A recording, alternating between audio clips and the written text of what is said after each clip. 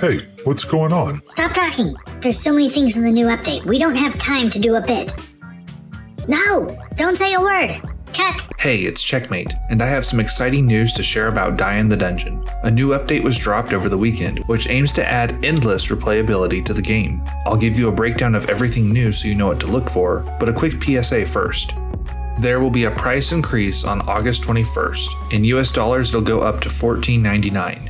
The game is currently still in early access, and price increases during development is fairly standard. Per the dev team's count, this is the 10th content update, and they've added tons of new relics, curses, potions, difficulties, and now a full new game mode. I'm always going to be in favor of supporting the devs after years and hundreds of hours enjoying the demos and the game. But now is one of the best times to jump back into the game. You can check out the new features if it's been a while since you've played, and test your luck and abilities in the new game mode. And if you haven't made the jump yet, there's a discount on the game right now until the 21st.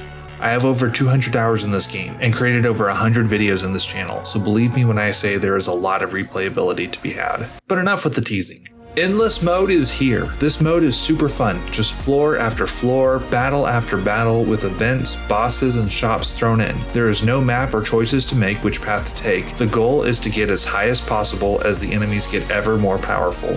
If you enjoyed the classic or Origins demos, then you will find this gameplay very similar, but with all the features of the main game. After defeating the Duke in a normal run, you can now continue your run into Endless mode. You can also start a run completely in Endless mode from floor 1. As part of the menu change, Endless mode is now in the main menu, and the codex has moved to the Extras menu. Now, the option to start in Endless mode is locked by default. You can unlock it by playing 3 runs or by winning once. There's a new Steam achievement for unlocking Endless mode now. Most previous players will probably have already unlocked Endless automatically when playing the new update. There's a separate save for Endless runs, so you can pause on that and play the normal run and come back to the Endless save later. And in case you want to completely end a run, maybe for speedrunning, you can now click the Abandon Run button on the pause menu. This ends the run and does not save it. There are some new Steam achievements specific to Endless mode, that is, if you start the game as an endless run from floor 1. For reaching loop 1 and loop 2, you unlock the 2 new relics, Intertwined Souls and Fragment of Reality. Intertwined Souls has the effect of attack dice gains 0 extra value,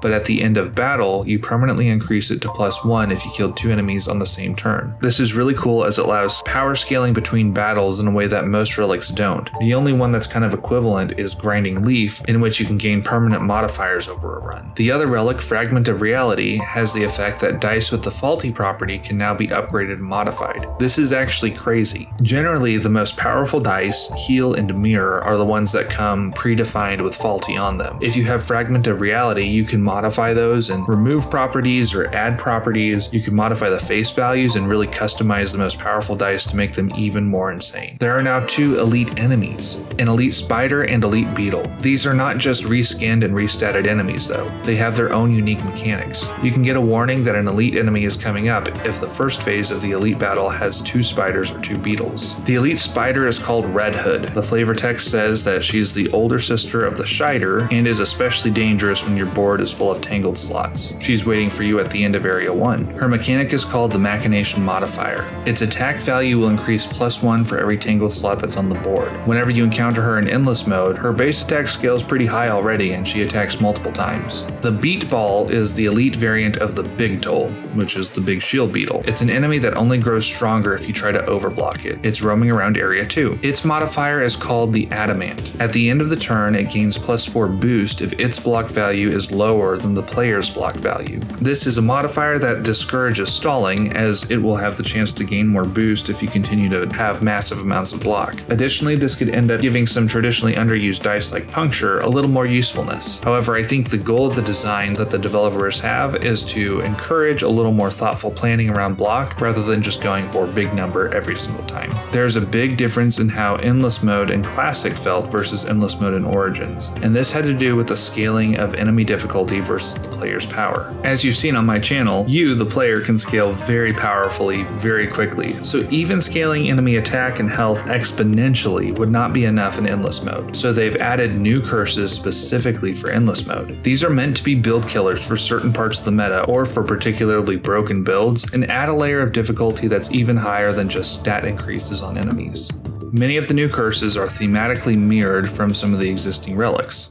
There's Sinking Island, in which dice reduce their face value to 0 if they have no other dice next to them. This is in contrast to Lonely Island, which is the relic that gains extra value when your dice has no other dice are not adjacent to each other. This can be a serious problem for builds that rely on relics like Chosen One, or other dice placement that does not group dice closely together. The Debilitating Beverage Curse has the effect of, at the start of the turn, lose 1 energy. Curses like this directly affect some of the core difficulties of the game, one of which is energy, or the amount of dice you can play on the board. The Expired Honeycomb Curse adds 1 honey dice to your draw pile on odd turns. This curse again goes after another of the core mechanics of the game, which is max hand size, deck size, and draw power. The Tormented Aura Curse means that dice can no longer roll their last face. The Malfunctioning Clock Curse now caps all modifier values to the current turn number. This will be super detrimental to strategies like Quick Draw, which rely on having a lot of draw modifier, or even builds that need regen. The Turning Table Curse has the following effect. On even turns, multiply all slots with extra value by -1. This may be a little bit difficult to understand at first, but then think of terrain. A really strong strategy in the game is to boost up a specific spot with terrain so that all dice played on it will gain extra value. This turns the table and will give all those slots minus value on even turns. The Gastropod Shell Curse is one that's particularly dangerous. If you use a dice with the flash property, end your turn. This curse could single-handedly break some of the strongest builds in the game, and I think that's the point. Remember that these curses are specifically for endless mode, so in order to keep the scaling from being trivial and having a deck that could go on forever, the goal is to implement curses that will eventually break those builds and break the synergies and cause the game to get too difficult. The Liquid Patience Curse is another one that's aimed pretty much at quick draw. If your draw pile is empty, you can no longer draw dice until the start of the turn. In the past, I've made videos about the speedrun quick draw meta and the infinite quick draw, which is an insane build. The way that those work is by playing a flash die that costs 0 energy. You can then use draw to pull that back into your hand and play it again, and then repeat and repeat until all enemies are dead. It is very overpowered. The Old School Glasses Curse is actually a reference to the classic version or prologue. All block is now capped to max HP. This is a pretty interesting curse just because of that callback to the original design of Die in the Dungeon Classic, which meant if you had 20 HP, you could only ever have 20 block on top of that, no matter how many block dice you played. Finally, the Thick Oxygen Curse makes all dice now cost at least 1 energy. The Hollow property and D4s are some of the strongest dice in the game because they reduce the energy cost of dice to 0. It's also one of the drivers for the quick draw and infinite quick draw builds as well. While doing endless runs, you will also see some of the existing curses as part of that curse pool. After you journey through the first loop, you'll start getting a new curse every 10 floors. In theory, no matter how strong your build is, you'll eventually get all these curses at once, and no matter how strong your build is, you shouldn't be able to get past it. Of course, that's a theory that I'm going to be trying to test. I'm super excited about Endless Mode. Personally, I think the curses are probably going to undergo a lot of rework, and they may add some or remove some, but I'm glad for unique ways of making the game more challenging during Endless Mode. As I saw in my older Die in the Dungeon Origins videos, just scaling the enemy power and health was not enough. Now, a feature that I'm even more excited about is new multi-type dice.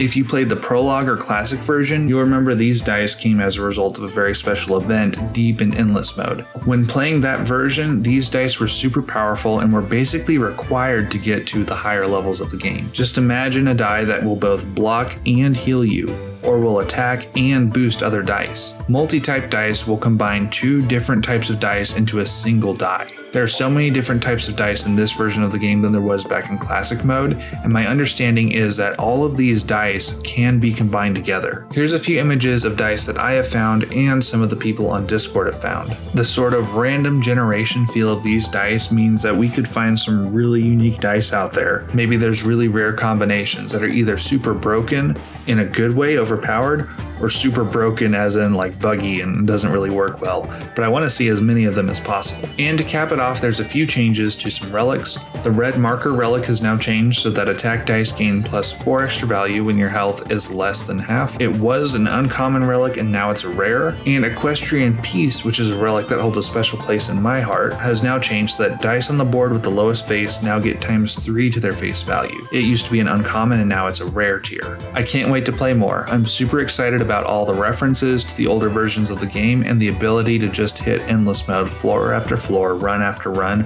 I think it's going to be great. Let me know in a comment what your favorite part of this update is, and if you're looking for something else to watch, check out one of the videos on the screen. And hey, while you're here, why not subscribe for more update videos, challenges, or just some good gameplay?